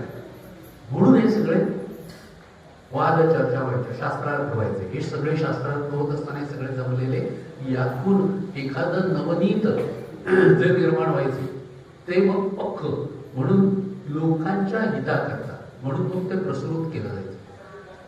आता सायंटिस्ट होते, यामुळे कोणाला धक्का बसला असेल तर त्याला एका मोठ्या सायंटिस्टचं नाव सांगू का, प्राचीन काळच्या, ज्याचं नाव रामायणात फार आदराने घेतलेलं, विश्वामित्र. विश्वामित्रांनी बला अतिबलासारख्या विद्या रामलक्ष्मणांना दिल्याच. त्याच्यानंतर 64 प्रकारची अस्त्र दिली. ही अस्त्र त्यांनी निर्माण केलेली आहेत. त्यांनी निर्माण केली. त्यांनी जर निर्माण केली तर मग ती त्यांना नसतात का वापरली नाही त्यांनी, नाही का. यज्ञ करत असताना ज्या वेळेला खरं दूषणारी सगळे लोक यायचे, त्रास द्यायचे, त्यावेळेला त्यांना बाहेरून हे का मागवावे लागले. रामलक्ष्मण जो स्वतः अस्त्र निर्माता आहे, त्याला अस्त्र टाकता आली नसती का. आमच्याकडे लगेच असे शंका सुरू खूप असतात, पण ते विचारच करत नाही. पण आपल्या मनात गोंधळ निर्माण करून देतात. मी म्हटलं ते नव्हते करू शकत तसं. तर म्हणे का. साधी गोष्ट की यज्ञाकरता ते त्या आश्रमात शिरल्यानंतर यज्ञ करायचा आहे म्हणून ते दीक्षित झाल्यानंतर त्या दीक्षित होतानाचे जे मंत्र आहेत त्याच्यामध्ये अक्रोधनैः शौचपरैः, त्याला व्रत आहे मी कोणावरही क्रोध करणार नाही, मी अत्यंत पावित्र्याने राहील. हे त्या दीक्षित जे यज्ञ मध्ये दीक्षा घेतलेली असते त्यांना दीक्षित असं म्हणतात. म्हणून अशा लोकांच्या पैकी काही जणांचा आडनाव पुढे दीक्षित असं पडतं बरं का. म्हणजे दीक्षित ज्यांचं आडनाव असतं त्याचं खरं आडनाव दीक्षित नसतं. त्यांच्या पूर्वजांपैकी कोणीतरी यज्ञ केलेलं असतं आणि तेव्हा ते दीक्षित झालेले असतात. ते दीक्षित म्हणून उपनाम पुढे लागतं, चालू राहतं. त्यामुळे दीक्षित आडनाव असलेल्यांचं वेगळं आडनाव असतं. तसं हे दीक्षित झालेत म्हणून हे त्या राक्षसांना काही करू शकत नव्हते. आणि याकरता त्यांनी हे दोन आपले शिष्य तयार केलं ना, त्यांना ती अस्त्र दिलेली आहेत. ती पण त्राटिकेला मारल्यानंतर हे सगळं केल्यानंतर मग त्यांना ती दिली आणि मग त्यांना आणलेलं. हा जो सगळा भाग जेव्हा आपण बघतो त्यावेळेला आपल्याला कळतं की विश्वामित्र हे केवढे तरी मोठे सायंटिस्ट होते. असे अनेकानेक जण होते आणि याकरता अस्त्र शस्त्र, बरं या सगळ्यात आणखी मोठं प्रत्येक शस्त्र त्याचा निर्माता किंवा प्रमुख कोण? देवाधिदेव महादेव. हे आमच्याकडे सांगितलं जातं, सांगितलं गेलं. मग असं असून सुद्धा आम्ही आज आमची सांप्रतकालीन अवस्था अशी का झाली? कारण सांप्रतकाळी आपण आपलं सोडलं आणि लोक त्याच्या मागे लागलो. मगाशी जे डिस्ट्रक्शनच्या बद्दल बोललो, ते डिस्ट्रक्शन लक्षात घ्या की एखाद्या गोष्टीचा जुन्याचा विनाश काहीतरी नवीन हाती सापडल्यानंतर केला जातो, तोपर्यंत नाही केला जात. आपली अवस्था अशी झाली सांप्रत काळात की आम्ही जुन्याचा विनाश करायला निघालो. कळेच यज्ञ आधारित कर्म ह्याच्यात काय अर्थ आहे? याच्यात काय? आज दुनिया बघा पुढे चाललेली. म्हणजे आमचं जे जुनं आहे त्या सगळ्याला आम्ही नावं ठेवतोय नवं काय शोधलं, नवं काय शोधलंय. म्हणजे नवं शोधलेलं नाही आणि जे हातात आहे त्याचा आम्ही विनाश करायला असतो, ज्याला कन्स्ट्रक्टिव्ह म्हणता येतं का, याचा ज्याने विचार केला. आणि मग तुमच्या पिढीला आम्ही ज्या वेळेला हे सगळं ज्ञान देणार आहोत त्यावेळेला माझा जन्म का होता? मी तर तरुण पिढीला नेहमी सांगतो, त्याच्या आई वडिलांनाही सांगतो की यांना सांगा महाभारत वाच, बाकी काही नाही तर फक्त महाभारत वाच चालेल. का? कारण एकट्या महाभारतामध्ये जगातल्या अनेकविध प्रश्नांची उत्तर. एकदा महाभारत वाचलं की पुढे जन्मभर जे काही प्रश्न पडले त्या प्रश्नांना अरे महाभारतात असं उत्तर दिलेलं नाही हे आठवेल पटकन त्या मुलाला. म्हणजे स्वार्थाकरता वाचा, स्वार्थाकरता वाचलं तरी हरकत नाही, पण या गोष्टी करता तरी महाभारत वाचा. जर ते वाचलं तर आम्हाला कळणार आहे, अन्यथा आम्हाला कळणार नाही. शेतीचा हा विषय खरं इतका मोठा आहे. शेतीचा पूर्वी सेंद्रिय पद्धतीने शेती व्हायची, आमची शरीर उत्तम होती. आता शेती कशा पद्धतीने होती ते आम्ही बघतो, तेच आम्ही खातो. आमचं शरीर ही संपदा उत्तम कशी होईल? आता तर खोटे हरभरे यायला लागले. परवा पेपरमध्ये याच्यामध्ये एका चॅनेलवरती दाखवतो की तूप आतापर्यंत येत होतं चरबीपासून बनवलेलं, हे आम्ही ऐकत होतो. पण आता हरभरे वगैरे सारखे धान्य सुद्धा खोटी बनवली ही सगळी येत आहे. औषधं इंजेक्शन ही तर होतीच, बनावट येत आहे. आम्ही कधी खोटी वापरतोय, कशी वापरतोय आम्हाला माहिती नाही आहे. ही आमची अवस्था आहे. कारण आमची हुशारी परत तेच की आमची हुशारी चालते ती कुठपर्यंत चालते? आयुर्वेदिक औषध. डॉक्टर यात कुठे धातू वगैरे नाही येत ना? नाही, ते धातू किडनीवर वगैरे इफेक्ट करतात. त्या कोविडच्या काळामध्ये जे इंजेक्शन घ्यायला सगळ्यांचे राग लागत होते आणि ते इंजेक्शन ब्लॅक मार्केटमध्ये विकलं जात होतं, त्यावेळेला तरी कोणी विचार केला होता की हे इंजेक्शन याच्यावर उपयोगी आहे की नाही? WHO नंतर कळवलं की या इंजेक्शनचा आणि कोविडचा काही संबंध नाही. तोपर्यंत अनेकांनी घेऊन झालं होतं. तेवढं कुठे आम्ही काही विचार केला? जे ते हात पुसण्याकरता सॅनिटायझर ते वापरण्याची इतकी सवय झाली की आजही आपण वापरतो, काही झालं तरी ते. आणि लहान लहान मुलांच्या दप्तरात पण टाकलेलं असं आहे, काही झालं तरी. म्हणजे हात धुणं वाईट, हात धुण्यापेक्षा 2 थेंब टाकायचे.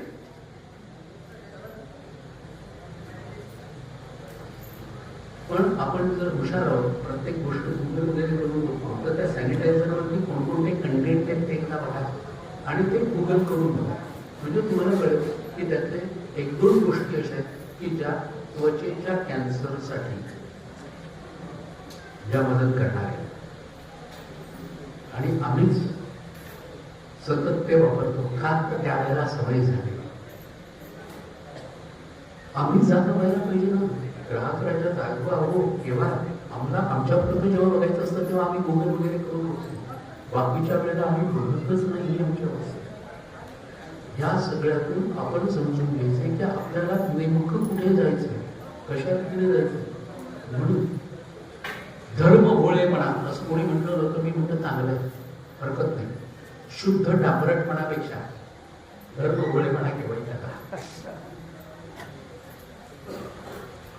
पण हे भाग आम्ही प्रत्यक्षात बघत नाही. दुर्दैवाने या सगळ्यामुळे आमचा समाज हा कुठेतरी जातोय का, यातून मला जाग घ्यायची. मी सांगे वडिलांची कीर्ती तो एक मूर्ख असं समर्थांनी म्हणून ठेवलं. त्यामुळे एखादी मला विचारलं मी काय आपल्या पूर्वजांची फक्त ख्याती सांगतात, सांगे वडिलांची कीर्ती तो एक मूर्ख, बरोबर आहे. कारण वडिलांची कीर्ती आज का सांगायची असते की याच्यापासून प्रेरणा घेऊन आम्ही काय करायचं त्याचा विचार करणं हे महत्वाचं आहे. समर्थांचं सांगणं तितकंच खरं, कारण समर्थांचं म्हणणं काय आहे ते लक्षात घ्या की नुसतं सांगून उपयोग नाही, याच्यापासून प्रेरित करा. हे सगळं ऐकतोय मी, पण या सगळ्यातून मी काय घेणार आहे, मी माझ्या पुढच्या पिढ्यांना काय देणार. सगळंच मला येतं, सगळंच मला माहिती. याचं कारण माझ्या नावाच्या पुढे ज्या काही इंग्रजी अक्षरं लागलेली आहेत त्या इंग्रजी अक्षरांमुळे मला जबरदस्त ज्ञान मिळालंय असं काही नसतं ना. म्हणजे आंतरराष्ट्रीय विद्यापीठाची माझी PhD, याचा अर्थ मला सगळं येतं असं नसतं. तेवढ्या मोठ्या तरी विषयापुरता मी मर्यादित असतो, पण त्यातलं तरी सगळं कुठे येत असतं. मग याचा अर्थ जी इंग्रजी शब्द माझ्या नावाच्या पुढे लागलेले ते म्हणजे मला शहाणपणा आला असं नाही. म्हणून मी नेहमी माझीच एक गोष्ट सांगतो की मी जेव्हा नुकताच ग्रॅज्युएट झालो होतो, माझी आई जेमतेम मॅट्रिक पर्यंत शिकलेली. आईने मला एकदा सांगितलं बाजारात बटाटे टोमॅटो वगैरे घेऊन पैसे पिशो. आई अरे अरे म्हणेपर्यंत आम्ही घ्या विचार घ्या मॅट्रिक शिकलेली. मी ग्रॅज्युएट झालेलो त्यावेळेला नेहमीच्या भाजीवालीकडे गेलो, तिला म्हटलं पाव किलो टोमॅटो, तिने दिली 2.5 किलो बटाटे दे. ती म्हणेल लेकर आधी झालाच वाटतं. भाजीवालीला कसं मिळवते दिलं पेपरमध्ये रिझल्ट वगैरे यावा इतकं ब्राईट करिअर कधीच नव्हतं. शाळेत असताना आउटस्टँडिंग म्हणजे वर्गाच्या बाहेर सतत उभं राहणं शिक्षा असं आउटस्टँडिंग करिअर होतं. आणि शाळेत असताना नेहमी 5 नंबरात असायचं शेवटच्या. त्यामुळे म्हटलं हिला कळत असं. तिला म्हटलं तुला आई बोलली का, म्हटलं नाही म्हटलं कसं कळलं, काय म्हटलं तुझ्या ते असे शिकलेले असतात ना तेच आधी टोमॅटो मागतात आणि त्याच्यावरती बटाटे मागतात. पाव किलो टोमॅटोवर 2.5 किलो बटाटे पडतील तेव्हा टोमॅटोचं काय आम्ही शिकले. ज्याचं आपल्याला कळत त्याचं कळत नाही एवढं तरी मान्य करायचं. दुर्दैवाने आम्ही आणखी मान्य करतो.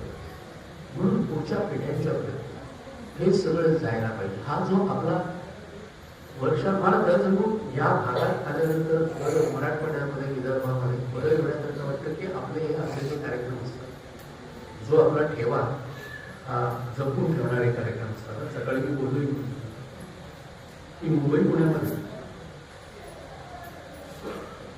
वेदमंत्र किंवा यज्ञ आधारिताचे मंत्र ऐकायला लोक जमले असं दिसत नाही. इथे लोकच आपले करत असतात. बाकी तेव्हा तिथे बसून काय करते ऐकतात, काय ऐकून आपल्याला काय कळत नाही. अरे पण ते मंत्र कानावर पडणं हे सुद्धा पुण्यप्रद असं आपल्याकडे सांगतो.